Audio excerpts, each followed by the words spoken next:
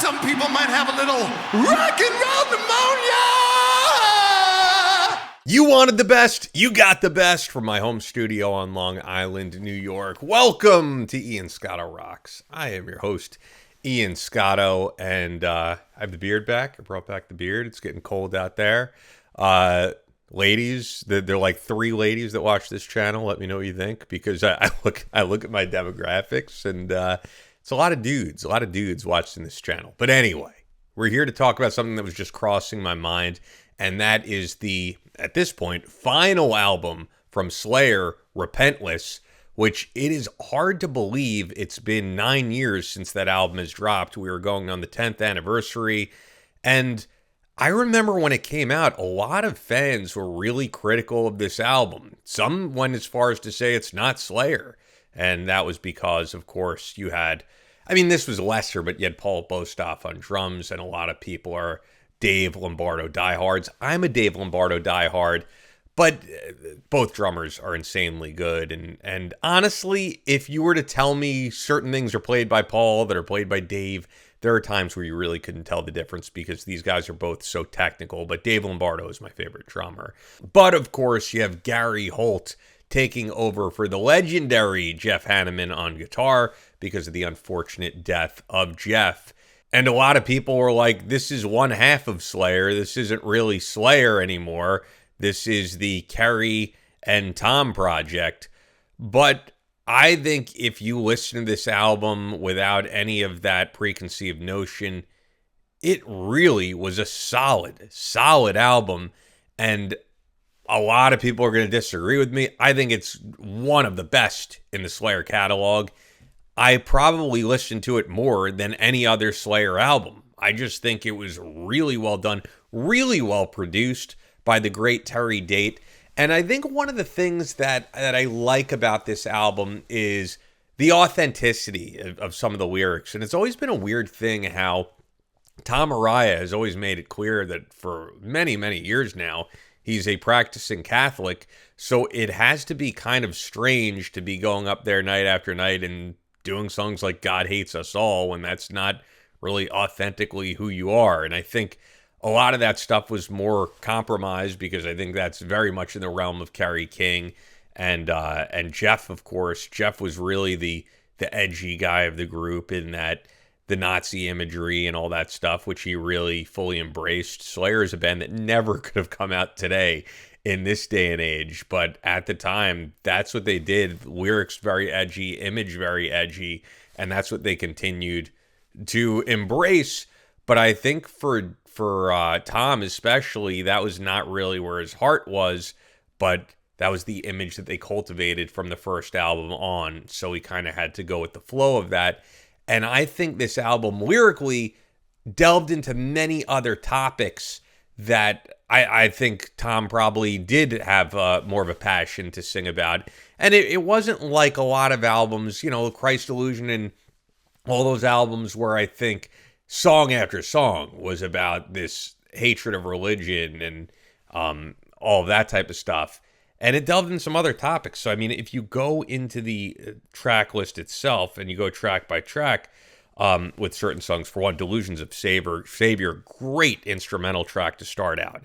Then you get into Repentless, so it's not like, well, and look, the album is called Repentless. It's got the Jesus Christ with the nails on the cover, so it's not like they were completely void of that type of imagery and themes, but it went into other stuff. For example, vices, about the different vices people have in their life, and probably relates a lot to Jeff Hanneman's vice of alcohol, which ultimately led to his demise.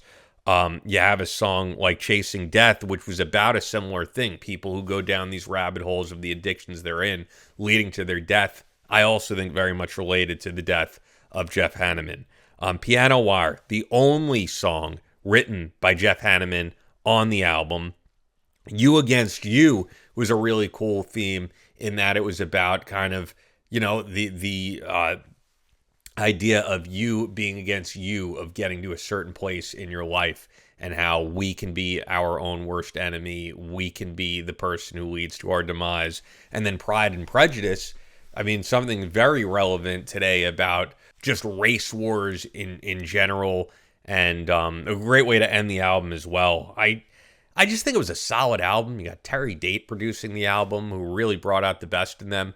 A lot of the great Slayer albums were produced by Rick Rubin, but I thought Terry was awesome on this. And of course, Slayer, he's used to producing bands of that category when he's been involved in all of those great Pantera albums. And then, even bands like Deftones. But I thought he did a stellar job. I mean, the mix is great. The production is great.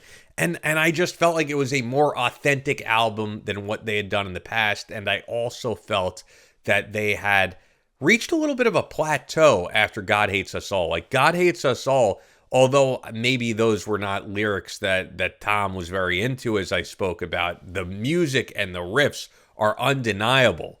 But then you went into Christ Illusion, which I really felt like they were just going through the motions.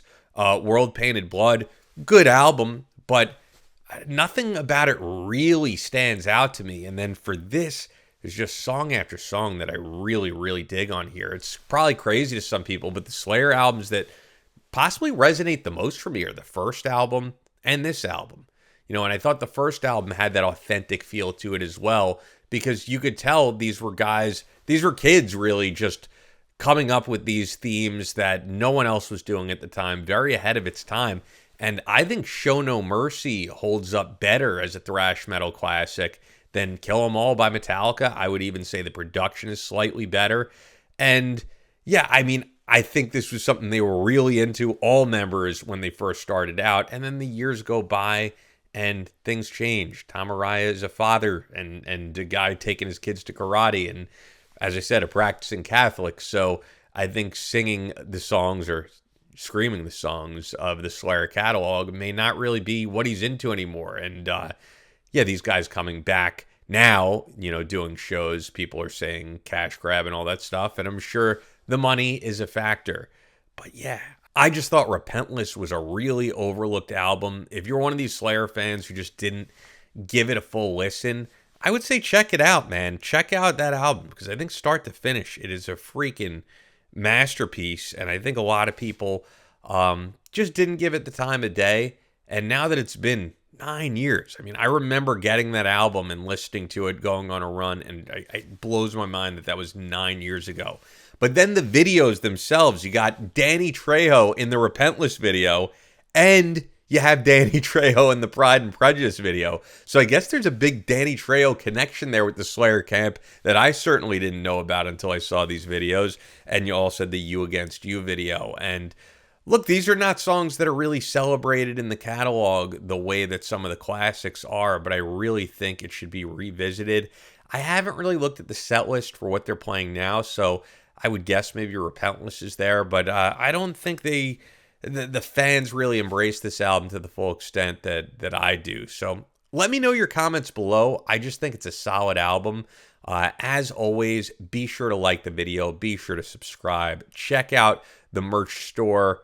Hype the video. Click that hype button after you like so more people could see it. We're really trying to grow the channel, add more subscribers, do more deep dives, commentary like this, and all that other good stuff. And if you want to watch more content here on Ian Scott Rocks, click on this video right here.